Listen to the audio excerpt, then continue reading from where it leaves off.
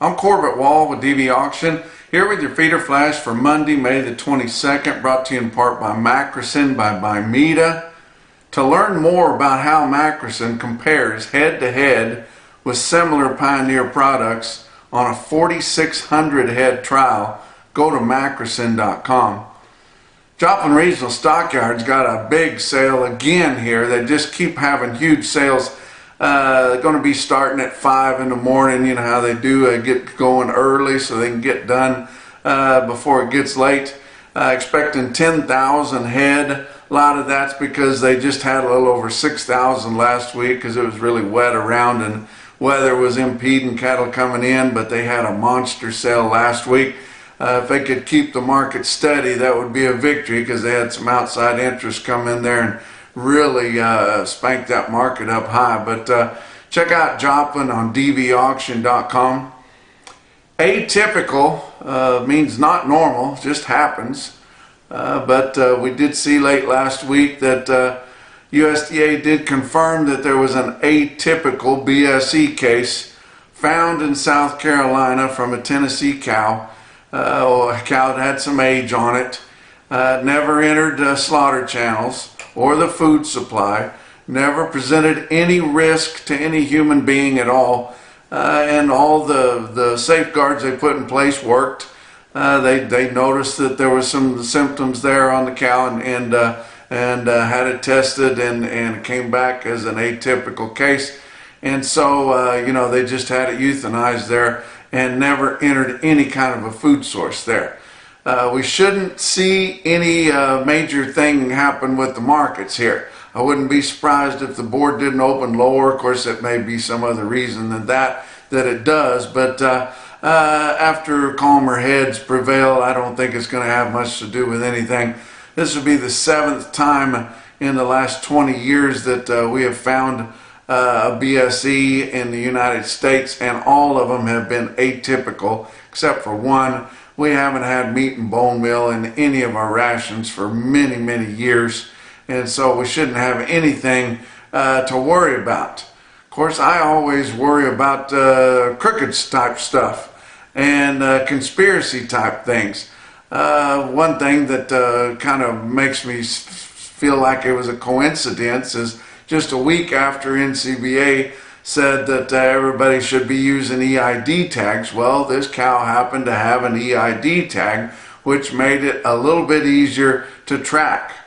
But what they don't tell you, you know, we're not going to have a way to track all these diseases just by everybody putting EID tags in. You've got to scan them, and you've got to scan them every time you move them so you know which cattle they were mixed with. You know where they've been, you know all the different pathways that cow has had. That's what stopped it the last time that they tried to push this deal through 15 maybe more years ago, because it was included with the horse people. Well, as bad as the horse people want to control all the diseases that a horse may get because they're pets and just mean that much more to them than a commodity type animal. Those people that were going to have to tag their horses, they didn't want to have to scan them every weekend or 3 times a week to every rodeo or sorting or whatever they went to all the time. It was going to be too much to keep up with. Well, it's too much to keep up with cattle too, and then the onus is going to have to go on the auction barns and things like that to keep track of them, like they don't have enough things to keep track of already. But this cow indeed did have an EID tag, which made it some easier to track. But like I said, we've had 20 of these cases, or 7 of these cases in the last 20 years, been able to track all of them back to where they originated. Also, the last several weeks, there's been a lot of talk about not allowing any more beef from Brazil into this country, because back in early February, they had an atypical case of BSE and actually caused China to halt imports from Brazil. And you know that our packing industry has a lot of deep roots in Brazil. And you know, I would say that would be a heck of a thing to throw on the industry to help clean some of that up if you were rooting for Brazil to be able to open all their channels again. But I don't know. I maybe I watch too much of this politics, and it seems like every single person that's running for office has got some kind of a big scandal on it. I don't know anybody in real life that has the kind of scandals as the people that they put on the ballots for us to vote for. But cattle on feed report come out on Friday. It was absolutely neutral. I mean, absolutely neutral. They notched it, and it's unbelievable how close they got to it, because it's the average of the analyst's guess. And when you average things together, sometimes you lose a little bit, but it was absolutely neutral. But then when you get down to the real specifics, it was actually just a tiny bit friendly there. You can find some friendliness in it. Your May 1st inventories on feed come out at 96.5, not 97. 96.5. The average of the analyst guess was 96.7. You know, that's tweaking on the friendly side there. Lighter numbers on feed. Placements in April come out to be 95.8, not 96, but 95.8. Average of the analyst guess was 95.9. That fell on the friendly side of neutral there. But then your marketings, and just has to do with the number of days to market your beef and things like that. But 89.8 is what it come out to be. Now that was on the wrong side of 90%, which is what they come out with the average and the analyst guess. But I don't think anything that we see here early this week would have anything to do with the cattle on feed report. Let's talk about your board for last week. June live cattle futures.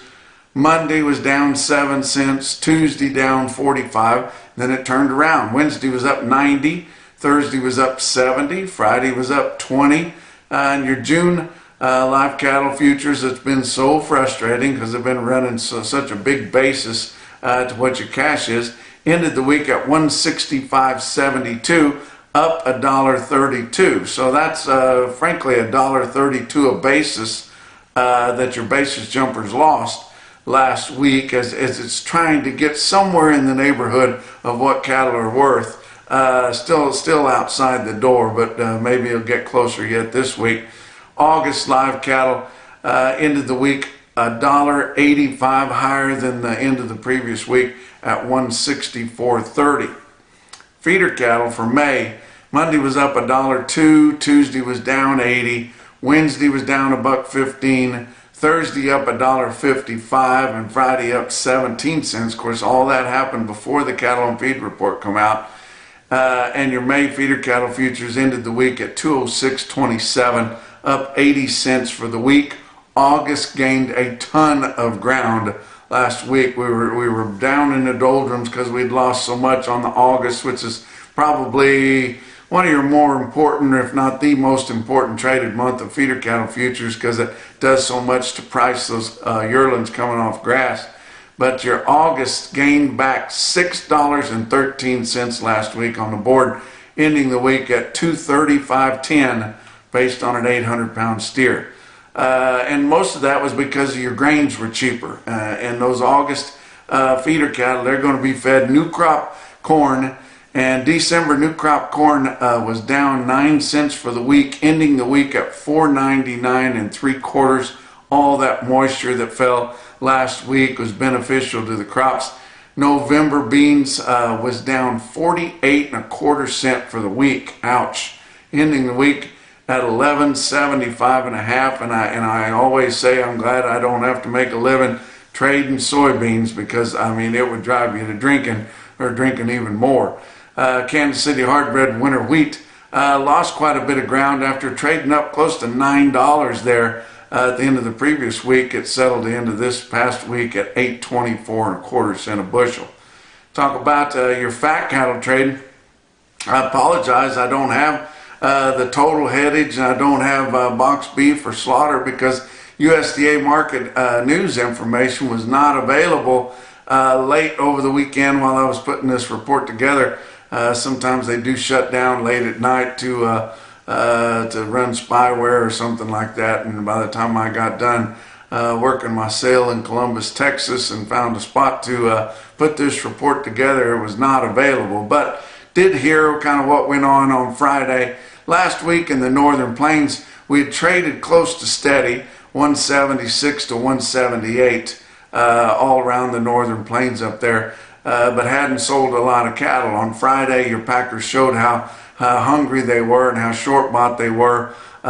Started with some 179 bids and then quickly went to 180 on some really fat finished cattle, some really nice cattle. And then within just an hour or two, one of the guys on group text that I'm on said they're paying 180 for coon shit now, which coon shit is the universal language for just really plain cattle.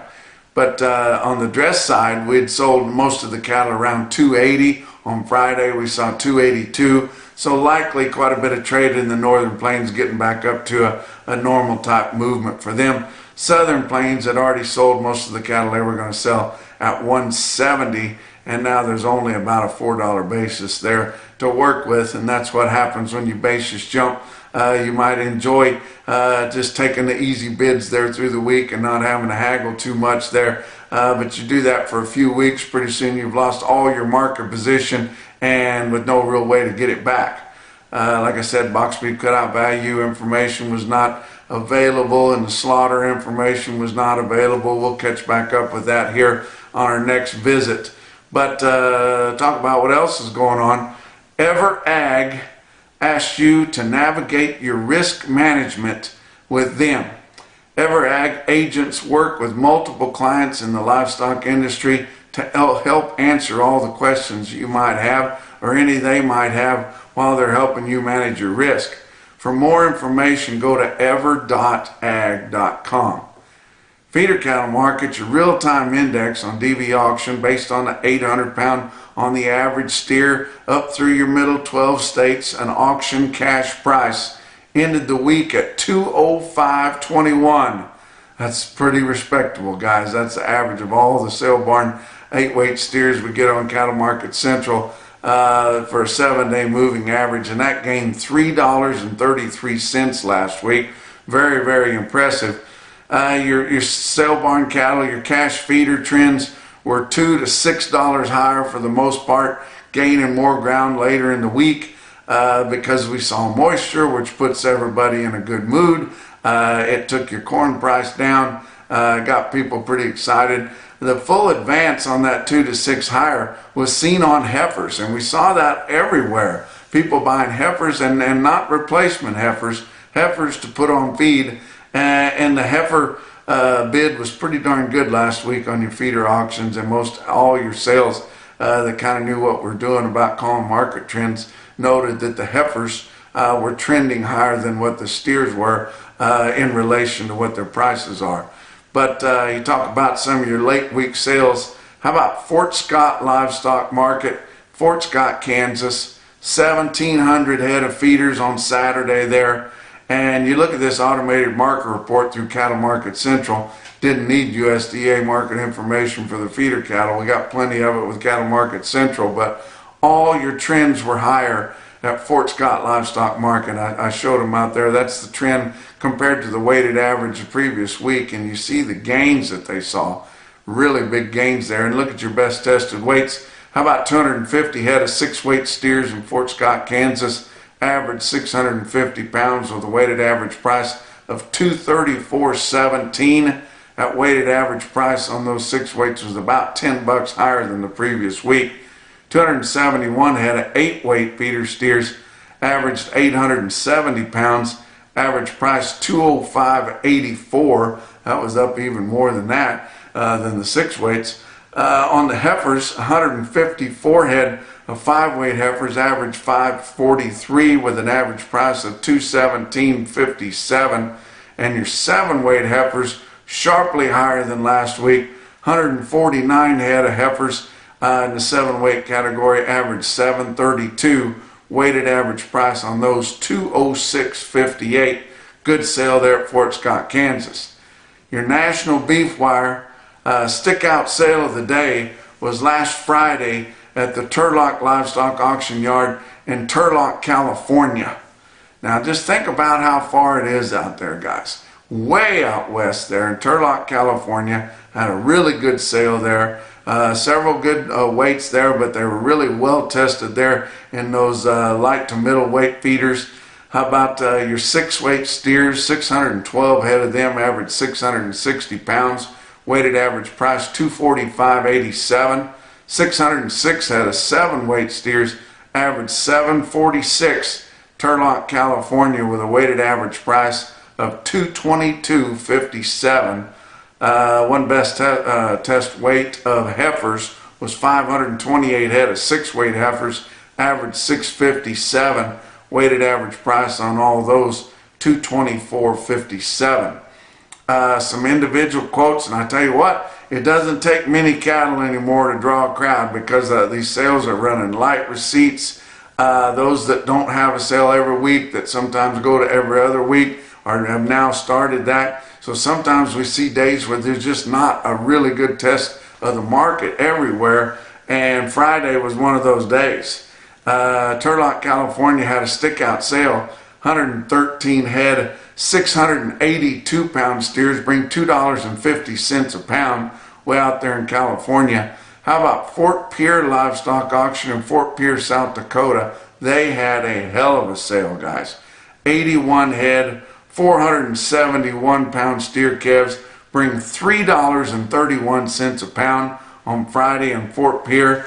And the most impressive quote that I saw anywhere late last week or over the weekend, and your Macrocin top quote for the day, I don't do this very often, but all the loads of 8-weight steers in Fort Pierre, South Dakota deserved an individual quote. It was unbelievable, but 4 separate loads of 8-weight steers in Fort Pierre sold from $226 to $233 1/4. And that's your feeder flash for Monday.